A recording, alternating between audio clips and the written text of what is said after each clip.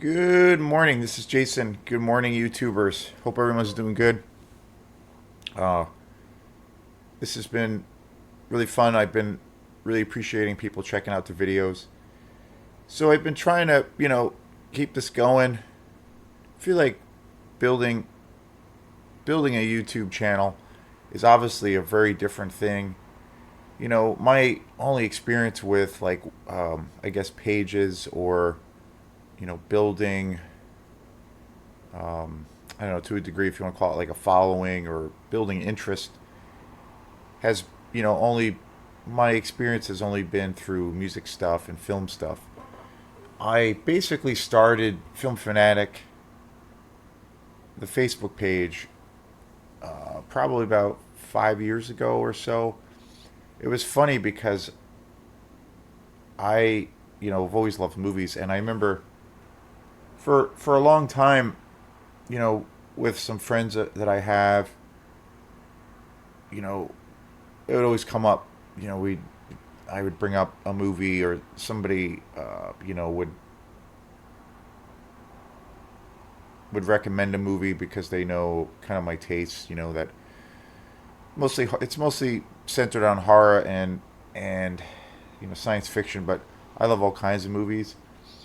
But it started out with basically that, like that kind of, the more and more I got into film and buying them, and obviously it's a serious hobby for me, and I really love it. It's always something that I'm willing to talk about with people, or if it comes up, or and there's always been those awkward moments where,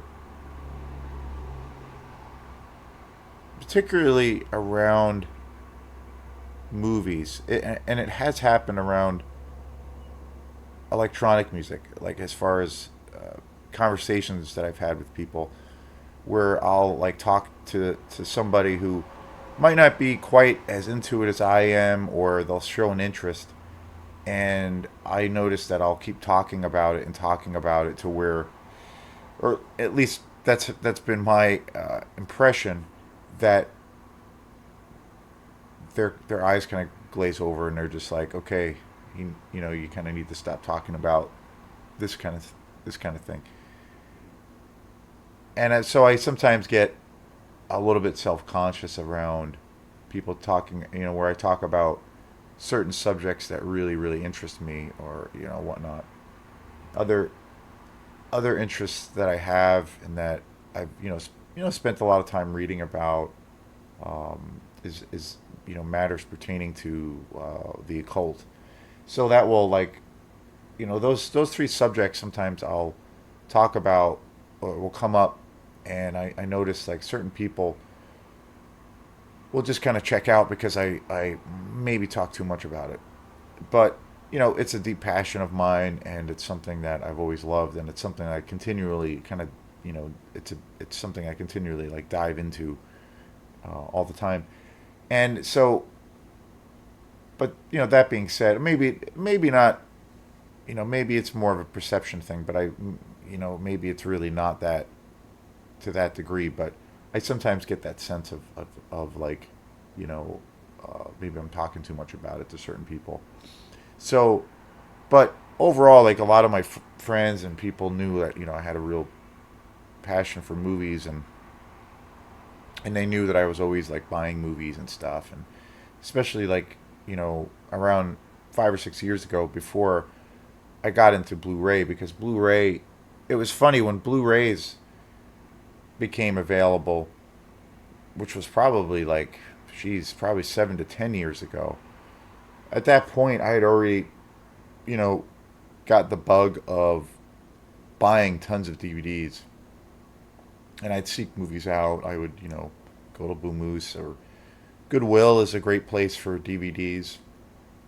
I was, and then if I, in my travels, if I was at a, like a thrift store or some shop that had used books or whatnot, and if they had used used records or cassettes, a lot of the times they would have used movies. I'd buy that stuff too. I love books a lot, and I collect books a lot. I from time to time I'll seek out I'll come across a bookshop that I've heard a lot about, and I'll drop some cash and check out those kinds of places. So it's always been a thing, and I remember, I don't know, it was like 5 or 6 years ago. Well, actually, getting back to the Blu-ray thing, I remember. So I was at that point, I was accumulating a lot of movies. I had probably a couple hundred DVDs. Still, and I had quite a bit of VHS, which I actually can use now because I have a player and a system now that I can actually watch and play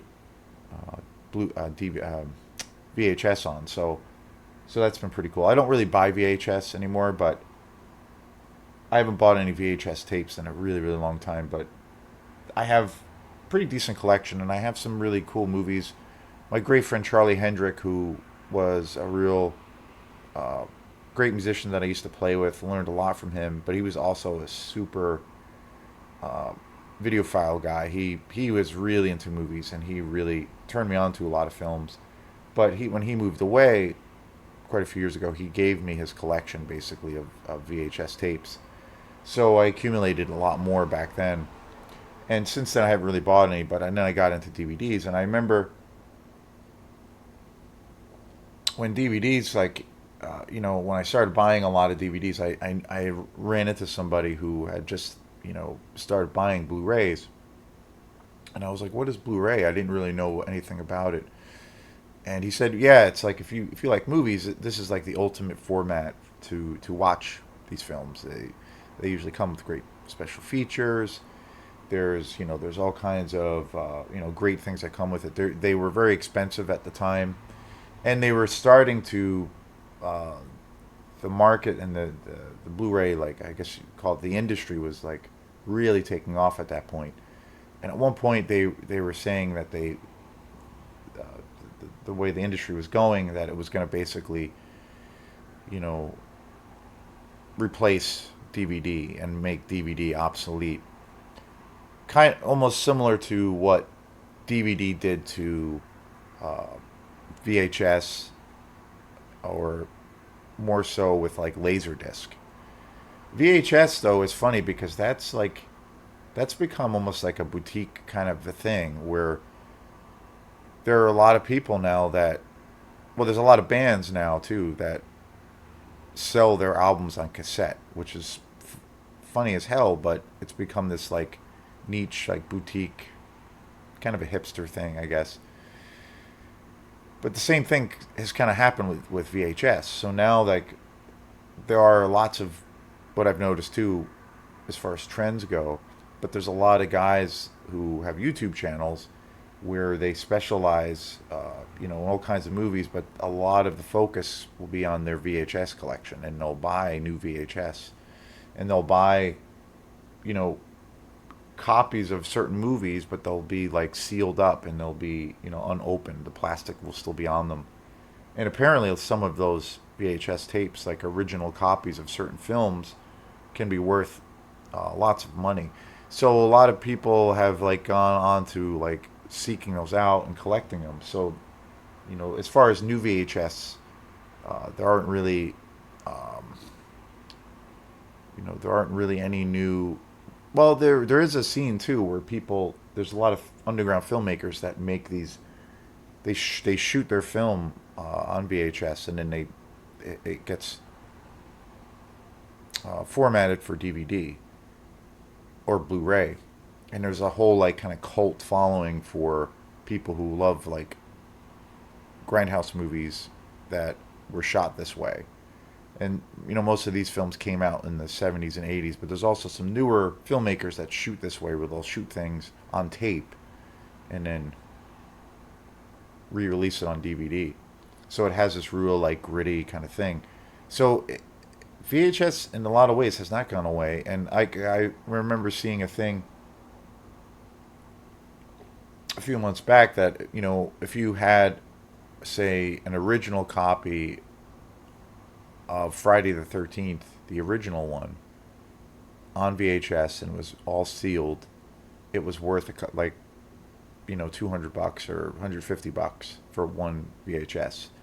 which to me is crazy. So a lot of people are like kind of collecting them and hanging on to them, and so yeah, they've gone away to a degree and have become obsolete, but there's also this niche market for it now. I remember going over to Islesboro last summer to play a gig, and there was a guy whose house we had stayed at, and he was really into movies, and he had this massive collection. He had these two giant walls, but he only collected VHS. It was really funny. He only bought VHS, and he had a really good VHS player that worked. He had a surround sound system, and that's what he did. He didn't really buy any DVDs. He had a really small amount of DVDs. So there's still like people who are into it, and I like VHS. I have, like I said, I have some. I have a probably about 20 or so. I have a lot of VHS, but I have about 20 or 30 of them that are 20 or 30 movies in my collection that I really love a lot, and I still watch them. And some of them are, more in the vein of the exploitation world, or they're a little bit more obscure, but they're not sealed. I still watch them. One of my all time favorite movies, Private Parts, directed by Paul Bartel. That's one of my favorite like horror exploitation movies. Totally bizarre and just amazing. But I have that on VHS, and I haven't been really able to find it on Blu-ray anywhere. I'm sure it might exist. Super obscure movie, but I'm really happy with my VHS copy, and I watched that. I've seen that quite a few times on VHS. So, but so Blu-ray, when Blu-ray emerged, it was really taking off, and that it was going to be this thing where it was going to make, it was going to render DVDs, absolute obsolete. So, and I was like really reluctant, and I remember seeing Blu-ray, a couple of movies on Blu-ray. I remember the first movie I saw on Blu-ray was The Matrix, and I was really, I don't know, my first reaction to it was I wasn't impressed. It might have been the television that I had seen it on, but I thought a lot of the scenes and stuff were the way it was mastered. It felt like it was too dark at times. It was hard to see certain things, and I wasn't really sold on the quality of it. And then, quite a few years later, maybe 3 or 4 years after that, I can't remember what movie I had seen, but I had seen a couple of movies on Blu-ray at someone's house of some movies that that I loved, and I actually own on DVD, and I was just like, wow, I was blown away by the quality, and suddenly I had this about face reaction to Blu-ray, and I was really like, wow, like this. I noticed it was, for certain films, it was like seeing the the movie for the first time. It could be a movie that I've seen a lot. Probably the turning point for me was as far as Blu-ray, and then kind of really switching gears as far as what I buy was when I saw Alien, Ridley Scott's Alien on Blu-ray. And I've seen that movie probably hundreds of times. It's one of my all-time favorites. Used to always see it. It used to be on syndication on TV a lot as a kid. And then I remember seeing it on DVD a bunch of times, and I bought it on DVD. But I remember I saw it in the store once on Blu-ray, and it was like a remastered. It was a newer, very new version of it. It was completely restored, remastered. It had this new kind of introduction by the director Ridley Scott. It was his first film, or actually his second film. So, and I remember buying it, and it literally was like an awakening. Like something went off in me where I was like, this was like seeing this movie that I've seen even at that point had seen, hundreds of times. And watching it on Blu-ray, I felt like I felt like I was watching the movie for the very first time, and it was just like, as a movie lover, it was like kind of a transcending moment for me. And ever since then, I switched. I switched to my habits to where I started only buying Blu-ray. So about 5 years ago, I started buying Blu-rays, and then that was it, and that was. I still buy DVDs. I don't really. Usually, if I'm in the mood to drop some cash and spend a little bit of money, like Today I might go and buy some movies, kind of in the mood for it, even though probably shouldn't do it just because it's a little bit of money, but hey, why not? It's only money, right?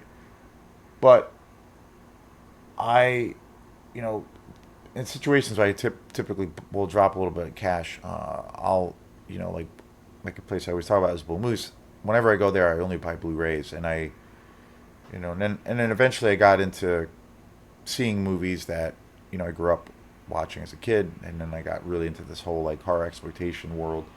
So I typically buy all those movies on Blu-ray, but I typically only buy Blu-rays now. When I go to Blue Moose, they have like I said, an amazing selection, so I can be there for hours. But if I'm at Goodwill, I'll buy things on DVD here every once in a while. DVDs are still, I think, pretty good. I have some DVDs that are really, really great. One of the sad things, or things that ended up happening when I got into movies and I started buying DVDs, one of the allures of buying a lot of these DVDs for certain movies that I loved was that they came with all these special features, and they were packed with, interviews and documentaries, and it was just so cool. Like, I learned a lot about, these beloved films of mine that I, always, watched, still watch. Just basically how they were made, and the mechanics and the behind the scenes, and it was like super fascinating. A lot of films were packed with special features back then. Like sometimes a bonus disc, and you'd get 3 hours. So if you're into the movie and like were curious how it was made and wanted to kind of get that side of things, it was amazing. It was kind of like going to film school in a lot of ways. I've seen people who make films and that are in the industry talk about that period when DVDs were like the hottest thing around. That these people who were getting into actually becoming filmmakers, they would seek out all these DVDs and get these like collector's editions, and they looked at it as like a free, or not free, but like the education aspect. Look to that as almost being like going to film school, and they learned a lot. And I, for me, it's been the same thing. It's been great. But then DVDs started to, the industry as a whole, with the film industry, started to suffer. And it started to become a thing of where Blu-rays had just come out, and DVDs I remember it was like, I don't know how many years ago now, but it was kind of formally announced or informally announced that basically DVDs will not be released anymore, or slowly be phased. Certain companies were halting their productions on DVDs, even though they were still being made. It was like gonna be a smaller limit, and it was due a lot to because of the change in the industry. It's also been the same thing for the music industry, where suddenly you had these streaming platforms. Physical content became a thing for, say, the masses, of where they didn't really want to accumulate physical things anymore. And also Blu-rays were taking off, and suddenly I notice now, um, like, that was one of my favorite things to do. Is like I would go to, even renting movies. I used to go to, I still go there, but I don't go there as much. But I still go there a lot. But like, for instance, I'd go to Opera House Video, and on Tuesdays they'd have new releases, and I used to buy them or rent the movies, on DVD back then. And I was always, if it was a movie I really liked, I was super excited to watch the special features, and it was like, it was always a thing. They'd always come with great, bonus features. And then I noticed when that change started happening with, like, say, the industry, people started to kind of use Netflix more and these other streaming services, and then also Blu-ray was emerging. Less and less DVDs. DVDs are still coming out, but I noticed when you rent them, they would have these really kind of thrown together special features. There wasn't any love and care put into them, and they were just very generic. They have like, a 10-minute behind the scenes thing. It was like, kind of lame. It wasn't really anything, it wasn't anything in depth about how the movie was made. And over time, there was, this steady decline of DVDs, and also the way the industry was functioning, and it was kind of adjusting to how the world is changing. Now it's at a thing too where like I still go to Opera House videos. Like I usually go Opera House video, and I go there usually to buy like or to rent new movies. Like I did a show on Black Phone, and so, and I stay up on like new releases usually where I go through them. But I noticed that there was a lot of movies that were coming out on DVD that had no special features, and it was like getting like pretty abysmal as far as that goes. So when I switched over fully to buying Blu-ray, like that's one of the coolest things about it. It's like I've been buying all these, pretty obscure, bizarro movies lately, and they can be the most obscure movie, but a lot of them come with just amazing special features. Like there's a movie, for instance, I could think of a couple of movies off my head, like this movie Spookies, which is this totally bizarro, horror exploitation movie that's just kind of a train wreck of a movie, but it's just so incredible, and it's gone on to be one of my favorites. It was again a movie I remember seeing as a kid, and then I bought it on Blu-ray, and it's just like the treatment is pristine, but it literally comes with like hours. Like there's like 3 hours of bonus features on it, and it's like there's so much information about the chaos that went into making that movie, and just how it was made, and it's amazing. It's amazing. That became a really big draw for me to switch over and to focus on buying Blu-ray. And another movie that I can think of that just comes with like an insane amount of Blu-ray special features is the amazing horror exploitation movie Pieces that I did a show on recently. That comes with like at least 4 hours, 3 or 4 hours of just, there's like 2 or 3 full documentaries, there's interviews, there's everything, and I love that movie, and so it's so worth the deal. It's so worth the price. You don't have to spend, for what you get. I mean, it's astounding. And also, like I've been getting another director or another other filmmaker.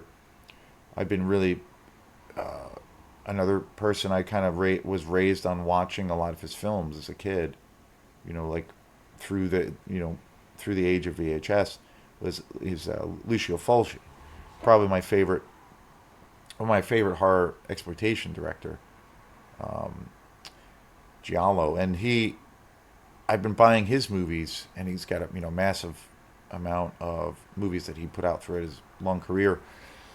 But the movies I've been buying of his, like recently I bought The Gates of Hell. They come with like just hours of special features, and subsequent movies or movies before that I bought that are movies that he made. Same thing, like it's astounding and it's amazing, and the quality is just great. Like it's just gorgeous. So that's kind of where my head is at as far as collecting movies and buying movies. Like that's where that's what I'll focus on. And in that regard, I really feel like we're in this golden age of movies. Like you can take the most obscure movie, and you'll probably find it on Blu-ray. Like it's amazing. And you have these gems and these classics that were totally forgotten about, and they get these immaculate reissues, and it's just incredible. It's just incredible. So this brings me to these totally insane movies. So this movie, this is actually a collection here. That's one of the cool things too. There's a lot of great packages of where they'll put two or three exploitation movies on like one or two discs. They did that. They've done it a lot with. I have most of Herschel Gordon Lewis's films. He's one of my favorite filmmakers. You know, he's a legend in the whole exploitation world. And case in point, his stuff, like his movies that are on Blu-ray, are just amazing. Like the restoration is just incredible. They come with hours of interviews and special features. But the other cool thing is they always come with like one or two bonus movies, like movies of his that are even more, maybe even more obscure than say like, you know, if you take a movie, say like Blood Feast, which is like totally obscure and underground, but it's people who are into those kinds of films, like that's a really well known movie and you know loves a movie, well respected. But then it will come with you know like I have that on Blu-ray. It will come with two other movies of his that are even more kind of underground. You know, like something weird or something. You know, like just more obscure. And and the treatment is just amazing. And so I bought this totally on a whim because this has been my jam. And really great price. I think I paid, I don't know, maybe $10, but it has two double features. I mean, it has a double feature on one disc, and it's got these two like just totally insane movies called. And so the first one is called The Ravager, and The Ravager was directed by Charles Nietzsche. Came out in 1970, 76 minutes. Stars Pierre Agostino, Joe Long, Lynn Hayes, Luana Roberts, Darlene Hawes, and Anne Hollis. And then the other film that is on this disc is The Bushwacker, directed by Byron Mabe. And this came out in 1968, which is just wild. And it stars Dan Martin, Mercy Montello, Barbara Klein, and Harvey Shane. 1968. And both of these movies are just, I don't know how else to describe them. They're just completely batshit crazy. They're they're definitely like horror films, but they're super bizarre. Especially the I just finished, and I had never seen either of these films. I mean, the cover, the artwork is just amazing. Uh, it's just, and it's all like packed on one disc. And these were like totally obscure movies. The Ravager, in particularly, is a super bizarre movie. It's yeah, it's about this guy who it's hard to even talk about. It's pretty disturbing. Um, it's about this guy who kind of develops um, this completely insane. Uh, I guess you could call it like a fetish around this really horrible traumatic event that he witnesses. And he basically is a like a veteran, a Vietnam veteran, and he comes back from Vietnam, and he when he's over there, he experiences this like horrible situation that he witnesses, but then it becomes this uh, like a fetish for him, and he comes back. He's got PTSD. He comes back completely deranged, and he basically becomes like a serial killer. And he one of his modes of operation, aside from like killing people and raping people, he also like likes to blow things up and blow people up, and he like gets all of these like sticks, various explosives, and goes around and blows people's houses up and tries to you know blow up people themselves. And it is definitely you know and again it's so ridiculous and so absurd, but it's also at the same time just there's some stuff in this film, especially the first beginning of where in the beginning of the film, where you see how this guy, what he goes through, and then this change where he just kind of snaps. And he just loses his mind. It's so messed up, so disturbing. But again, it's one of those things, and it's so low budget. It's all shot, on like 8 millimeter. Basically, it's super, super low budget. Terrible, terrible acting, and it's really funny at times, but maybe not. It wasn't something that was intentional. It's just the way it was put together. It just makes the film like really funny. It almost feels like a black comedy. But the subject matter and some of the the story aspects of the story are just so incredibly disturbing. But it's such an awesome movie. I was blown away by it.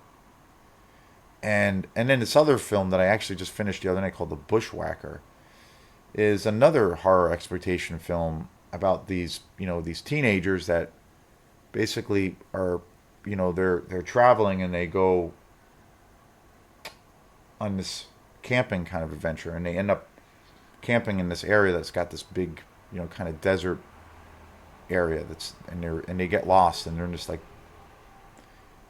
desert kind of region, but there's a guy who's called like the Bushwacker, who's like this, I don't know, serial rapist, um, serial killer, uh, monster who basically is this guy who lives out in the woods and lives in the desert, and he's like a survivalist, but he's a serial killer, and he like goes after all of the women one by one, and it's super weird. At times it's got this real psychedelic, weird vibe, and it's definitely, both of these films are definitely, they're definitely horror films, but they're definitely sex exploitation. Like there's like a lot, lots of nudity.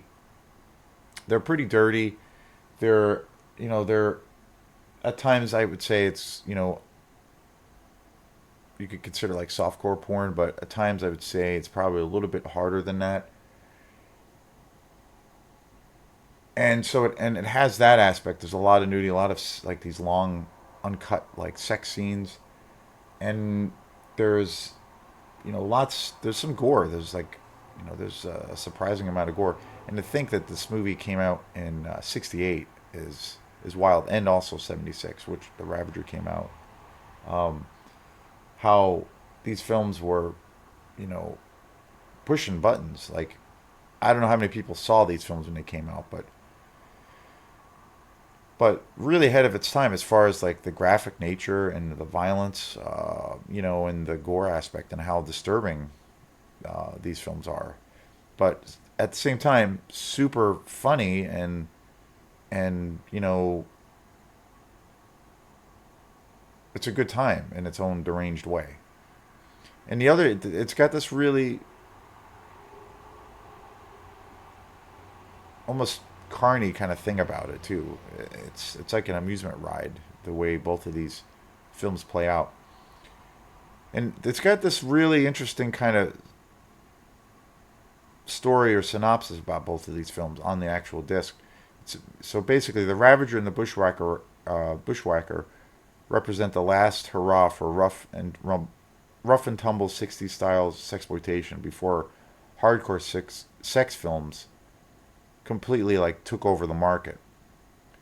These two films were like looked at as basically being like the last gasp of what was considered to be exploitation. So like it kind of represented a period, because I mean a lot of filmmakers that are known in the exploitation world, a lot of them I find have had backgrounds in the porn industry, or they eventually went on to doing movies that were like full on porn. I've come across that a lot in movies that I've bought, and directors that I've like checked out. That's been a thing. And the interesting thing is, so about this and about this package is that this movie was still considered sex exploitation, horror exploitation, but it's kind of, these movies are both regarded as like that last thing before they cross that line to where they weren't exploitation movies anymore. They were pretty much totally like adult oriented movies. Basically, they became, you know, this was like the beginning of the market of where it transitioned to where they were no longer like sex exploitation. They were full on sex movies. Basically, they became porn where there was like full frontal nudity. There was scenes of penetration. And then and things escalated from that. And then the porn industry was a huge thing after that. So this was like an interesting time because these films were like in that realm and at the cusp of like the transition of like sex exploitation, horror exploitation into the world of where it became full on porn. And where it the centerpiece of the film was just sexual intercourse. And this movie, these both these movies are kind of looked at as being that right there on that cusp or that transition into the film adult film industry. And obviously now porn has been around many years and is still incredibly still an incredibly powerful medium or form of entertainment for people. So this was like an interesting period, like where it has aspects of that, but yet they have there is a story. There is a story. They have there are like legitimate, well, if you want to call it legitimate, but there are actors. There's a script, and they also tie in a lot with the horror genre and some science fiction. And with a lot of sex exploitation films, the thing that separates them a lot from, say, like I said, separates, say, sex exploitation movies from pornography is sex exploitation. A lot of what I've noticed too is they're hilarious and they're funny, and it's entertaining as all hell. But they, it's kind of they're kind of equivalent to like softcore porn. It's like if you have that experience where you're staying in a hotel room and they have a porn channel on their cable package thing, and it's like softcore porn where they basically don't show a lot of things are implied, but they don't show penetration and bodily fluids, and that's typically like pornography that they'll show in like hotel rooms. So like sex exploitation films typically have you know a plot, to a degree. They have acting and they have actors, and then they have a script, and then they tie in, themes of where it could be, lots of violence or the horror exploitation world. A really great example of that, of where it's a horror film and a sex exploitation film, is Lucio Fulci's The New York Ripper. Super sleazy, but a scary film, and it's definitely a slasher film too. So sex exploitation films typically will have elements of that, but the one main thing or main things about that separate it, say, from becoming or looking at it as where it's like, you know, a full-on porn, like, say, maybe a movie that Tracy Lords did, or other films at the time that were considered porn, is typically for sex exploitation films or horror sex exploitation films, is they won't show full frontal nudity. Sometimes they'll hint at it. Sometimes you'll see it, but it's pretty subtle, kind of. There's lots of boobs, but they never usually show. There's never any scenes of penetration, and there's never any scenes of bodily fluids or anything of that nature. So it's, to a degree, like, in the realm of softcore porn. There is one movie that I own, which I would say is one that might be the most, I guess, the most raciest of the sex exploitation film world, and that's called The Scream in the Streets. And I did a show on that. And again, that movie really pushes the envelope. Like, it's in some ways it's kind of a porn, but it also has this character in the film and in the story, where it's centered around these two cops who are trying to capture this transvestite serial killer. So that's going on too, but it's really really graphic. It's pretty violent. It's pretty dark, pretty twisted, super funny and ridiculous, and the sex scenes in it are pretty racy. And they virtually show full frontal. They pretty much show full frontal, but it really pushes the envelope. But it's very much on that cusp. Whereas pornography, it will be full on front, full on penetration and everything else that entails. So it's a little bit different. And there's not typically, you know, there isn't really a story per se. There isn't really, uh, you know, the focus is on the acts of sex. But these movies are gems. I had not never seen these films before. Totally bought these on a whim. It was a great deal. Totally great, and I think a really cool piece of for as kind of crappy and as awful as these films are. I kind of feel like it's a piece of like cinematic history. Like that transition between from from those two worlds and into those two worlds, and it marked a different time for filmmakers.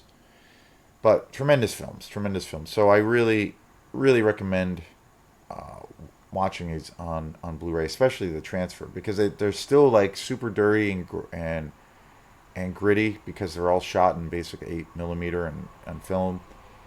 But the transition or the the transfer of these on Blu-ray is pretty amazing. So I highly recommend these two films. Just amazing. So thank you again. The last couple of things I just wanted to mention was just the last bit of information about some shows that we have coming up with Quantum. We have three more. We have about three more shows on the books for the season, and we'll probably, we might try to. I might try to keep it going a little bit longer. Typically, a lot of times with Quantum, we used to with a lot of other, in years past, we would play pretty good amount, or sometimes have really busy summers and stay really active, or try to stay really active during the summer. And then typically, and this is going back a few years, but like typically once the fall was coming and winter, things would obviously slow way down.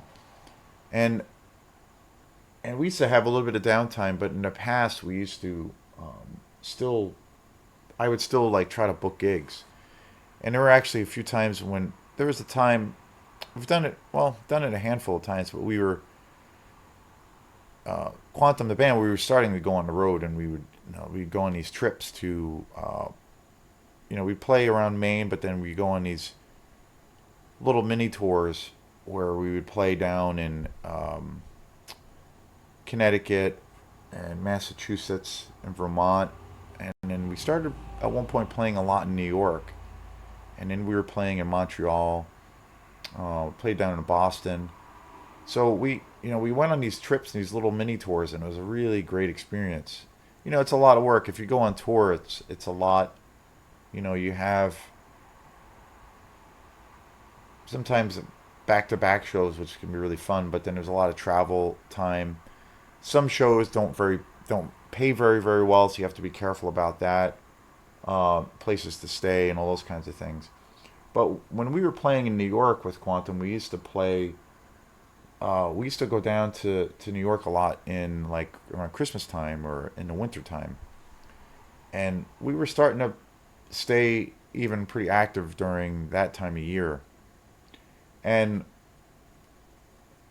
and then the last couple of years, things or a few years, things changed a little bit, and we started to concentrate on. It was right around the time when we got kind of set up with our residency gig or gigs at Fog. I had always like what I always wanted with that band was to try to like because we played a lot of shows and learned a lot. I feel like playing gigs is the ultimate way of like developing your material. You have your good nights and your bad nights. You have your nights where you feel like you're just not hitting the mark, or there's something goes wrong, or the sound isn't great, or you're just not in the zone. And then you have other moments where, or other shows where it feels like everything's connecting and it's like, just really great. And it is what it is. You just, you try to get yourself in a place of where you can uh, adjust to whatever's happening, and you can hopefully put on a good show regardless of what's going on. But I've always felt playing shows is like the for me at least, and particularly with that band, is like that's the best way for us to develop material, and that's the best way for us to develop as a band.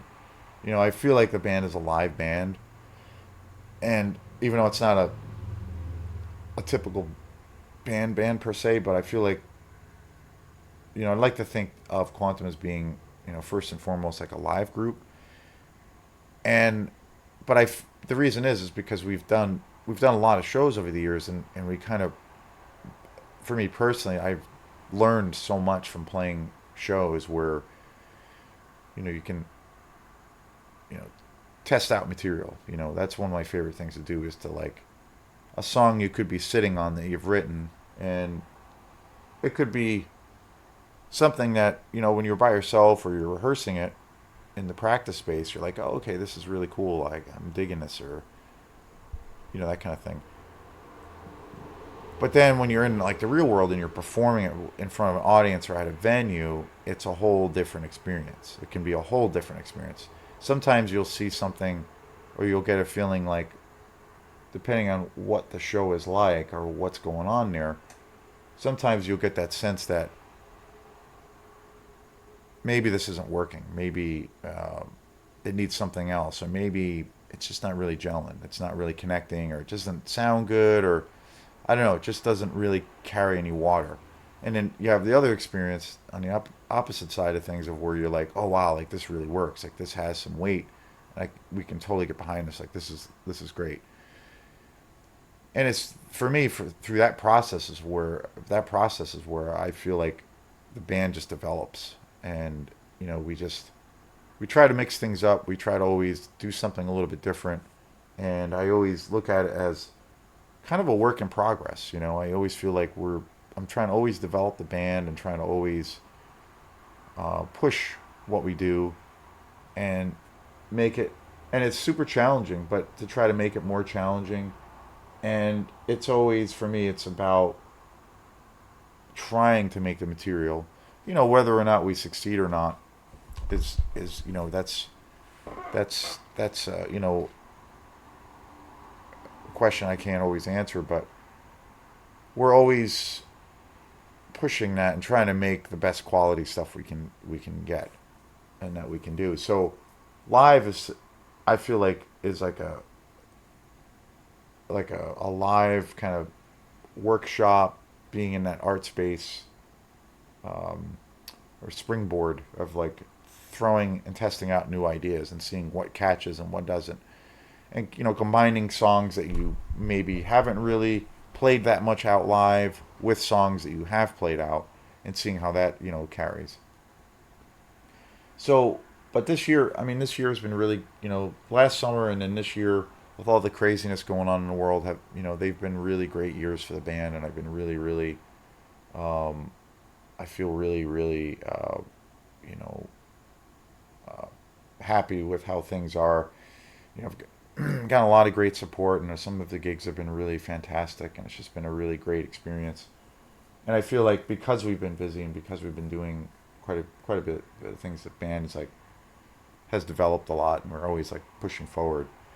So being that we have a few shows left, I'm seeing maybe about still keeping the band possibly active through the winter to a degree. Because we and so we'll feel things like that out. That would be nice to obviously it won't be as busy as it has been, but still keeping things going, keeping those gears going. But so yeah, the big show is coming up this Friday at Ada's, Ada's Kitchen, 8:30, Friday night, 16th, and it's a three band bill. It's a three band bill with three electronic groups essentially. Method for Madness, Spencer Willard, he's going to open up the show. He's going to be doing this really wild and crazy kind of modular ambient set. He's going to start off the show, and then Quantum will do a set, and then my friend Halsey, who I'm really really excited about, who's actually making his debut with his band, or his project. He's going to be performing, doing his kind of futuristic sci-fi hip hop funk stuff. And it's all, and the other thing too, it's cool, it's like all the music that will be played is going to be all original material. So that's going to be, really excited about that. It's a new thing. It's going to be a whole new thing. Kind of nervous about it, but excited. And then we have one more Quantum show on the 25th of September, which is a Sunday, and that will be our last one on the books for our stint at Lulu's. So very excited about that. So that'll be the last one, and then we'll be doing a party on October 1st at my friend Daniel Richmond's and Jillian Reed's house in Camden, and that's also going to be me, Halsey and I doing a double bill. Originally, that was going to be our first kind of show together, but then this other thing came up, fortunately. So, yeah, so stay tuned, and yeah, really excited, and thanks again. And if you get a chance, please like and subscribe to my page. Thank you. Peace.